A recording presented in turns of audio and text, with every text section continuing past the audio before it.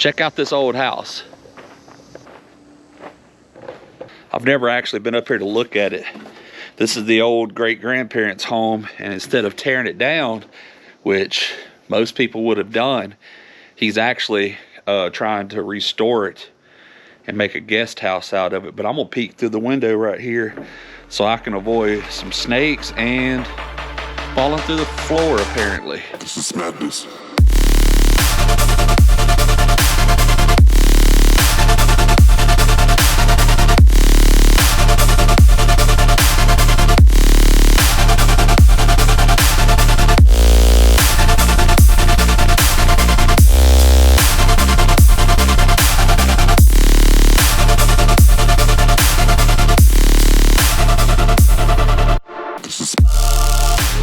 What's up everybody, and welcome back to Dig Deep Outdoors. This is Joey.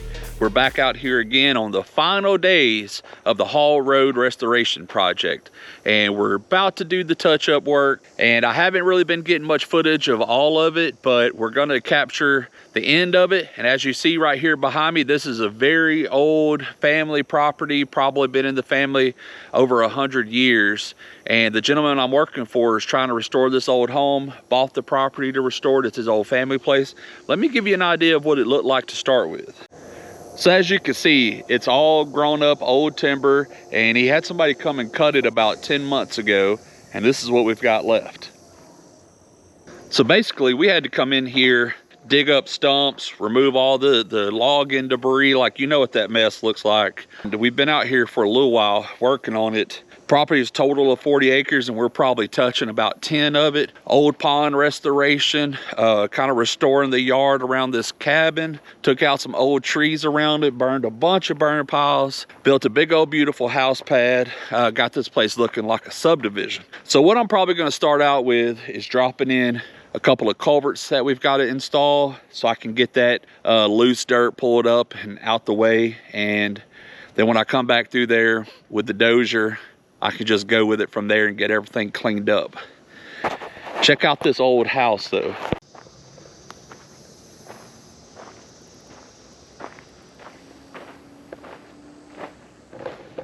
I've never actually been up here to look at it. This is the old great-grandparents' home, and instead of tearing it down, which most people would have done, he's actually trying to restore it and make a guest house out of it. But I'm gonna peek through the window right here so I can avoid some snakes and falling through the floor apparently. Not a very big home, but I love the fact that he's trying to keep it and restore it. And I mean, he's basically gonna build it from the ground back up, but with just knowing that he saved some of it, I guess is where the sentimental value comes in at. And I think that's pretty cool and glad to be a part of it. But we're gonna get out here, get these culverts put in and get to work. Hopefully I won't have to spend a full day out here.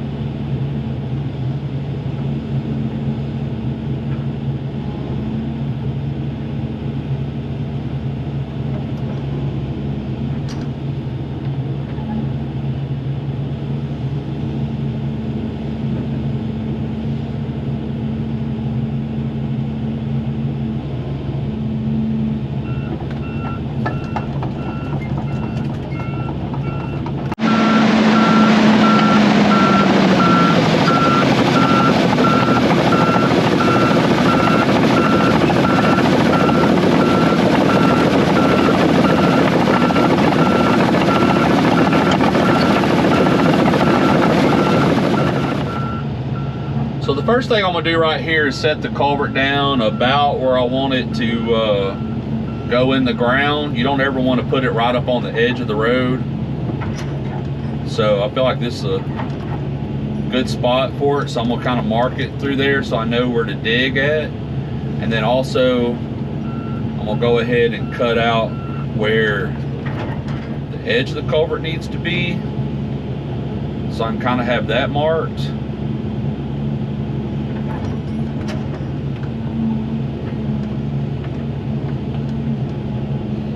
On both sides, so whenever I go to dig it in and everything, I'll know where to dig to, and then I'll know where my drainage is gonna go. So I'm gonna have to add a little bit of backfill dirt right here. So I'm not gonna dig it out too deep. I just want enough to secure it where it's at.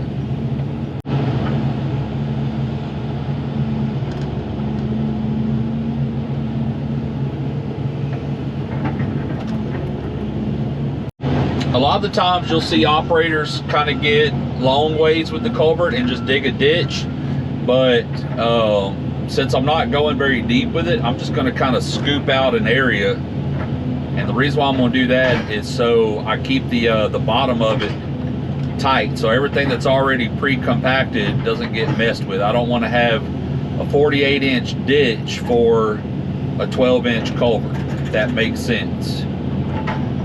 Too much loose dirt, and I'm not gonna go through all the trouble and the hassle of, you know, coming out here with a little whacker packer, compactor, or anything like that. So I want to keep all this natural compacted dirt in place and just open up enough for the pipe to go.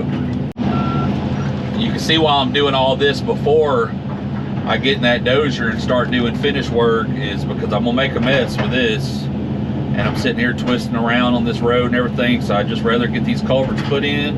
This little bit of dirt that I'm taking out, I can put right back over on top of them, bring some more dirt up here, and kind of build a little ramp over this, and we'll be good to go. Now, before I drop my culvert in, I'm just gonna get down in here and I'm gonna slick off my teeth marks, give myself a smooth bottom to set it on.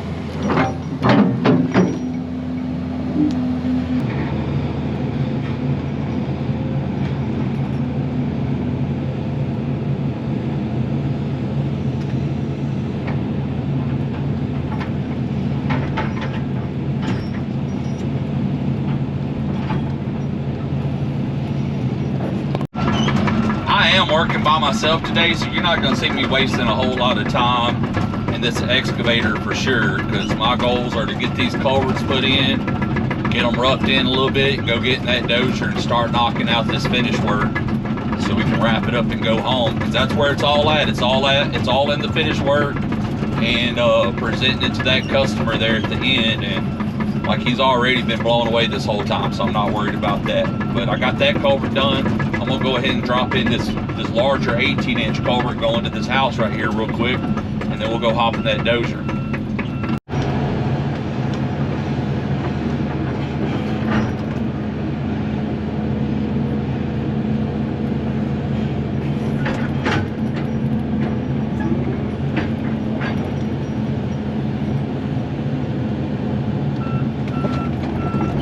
All right, now I'm gonna run back here to our last burn pit and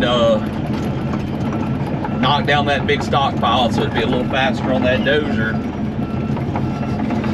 I don't know, I hadn't decided yet. I might run back there and go ahead and cut the spillway in on that that pond So when I get in the dozer, that's all I'm doing, and I don't have to jump back and forth again, but I ain't decided yet.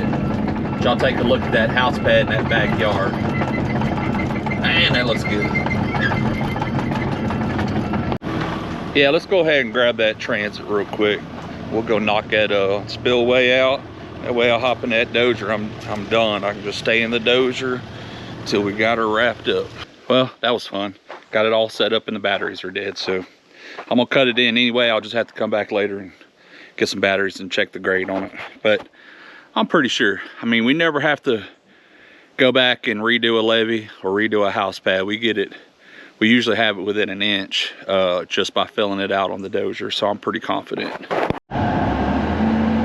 So this is the old spillway right here. And you can see the new levee, and we basically took the entire levee out, brought in some dirt, re-cored all the way down. We found where the old creek was at coming through here was never cored out. They just built on top of it. So it was real gray, you know, kind of, you know, decomposed organic material down in that creek. And I mean, there was still water flowing through the creek on the back side. It was still wet.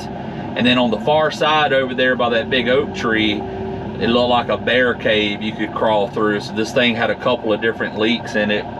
So we went all the way back down, dug out that whole creek, put some clay back in it, and rebuilt it back up bigger and wider than what it was. But this is the old spillway that was growing up with trees and roots and everything else because water hasn't been passing through it for a long time. So all I'm doing is I'm gonna restore this spillway, and I'm just pulling this material up and out that we used in it to get across it. I'm just gonna pull that out because I'm sitting on the side of a hill right here. So I'm gonna use this excess material and just build a little water bar, a little diversion berm across the top of this spillway to stop it from filling up with silt and causing this pond to overflow somewhere across the levee, and it fell. All right, let's get this old girl warmed up, fired up and ready to go.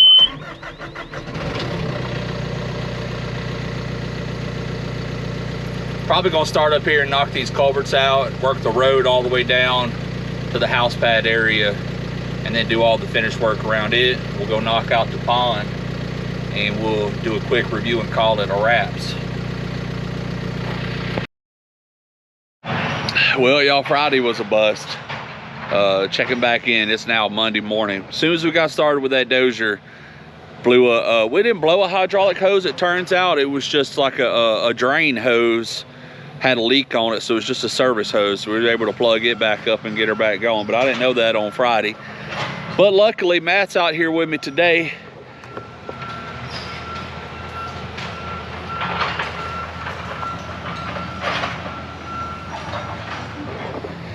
He's out there working on that excavator, getting the last few little piles of junk out of there, and he's gonna start doing some mulching while I'm doing dress work. So hopefully we can get out of here a little early. We got some plans. It's been eating at us to go out to the hunting woods and do a little work. And while our equipment's getting moved tomorrow, that's what we're gonna work on. But hey, let's go make this thing pretty. Let's see if we can get it done and show y'all what we've done out here. Take 3. My goodness. Man, I tell you what, it's like some of these jobs want to hold you hostage and don't want to let you leave. Yeah, that's right. 3rd time we've been out here trying to do finish work on this place. And we got back started yesterday. Today's now Tuesday, by the way. Seems like just moments to y'all, but man, it's killing us. We got out here and fixed a little hydraulic leak on a service hose, like I was saying. And we ran this thing, probably got about an hour out of it, and the little patch didn't last and kind of blew the end out. And then we went and spent probably lost an hour and a half going to get a plug that we could use just to cap that service hose, where it blew the guts out of that thing. So I was like, well, choke it, let's just go to the John Deere dealership and try to get the right hose for it. So we did, and got back and got it fixed, and then the machine wouldn't move. And come to find out that Deere dozer, the final drives, the drive motors run off different fluid than the hydraulics. So we got all that fixed. We back out here for a third time. Brought Old Faithful out here too, so we could double up on it and get this done. But let's go ahead and take a few quick looks at some of the work we've got done already. So you can see right through here, we've been driving all over this, but we got the house pad built. There's little Old Faithful right there running. That's Matt's son, Sam, who's out there helping us out a little bit today. Let's get on back here and look at the backyard that we got put together. So we added another acre to it, and that's what Matt's finishing up right now. And we got all this cleaned up. I love it out there in those trees, real beautiful, pretty. We're gonna come back in probably a year or so and build a pond in that valley right there. But I mean, it's gonna turn out to be a real nice home site. Got the driveway up to there. That's that house we were looking at. And we're gonna wrap this up, and I'm gonna hop in that old dozer and run over and go do another little small project for this guy. And then we're gonna circle back to the pond and take a look at the pond that we kind of rehabbed for him. And then we're gonna wrap this place up. All right, y'all, let's take a look at this pond real quick. And that's a wrap. We're gonna get out of here. We finally got the excavator loaded up, coming back for the dozer. There's our levee we dropped in. This thing's now twice what it was. A little bit taller, a whole lot wider. What they did before, this was an old creek, and they come in here and just kind of cut the edges out and just pushed up a berm. It really wasn't even a levee. Definitely wasn't doing its job, and most of this was dry.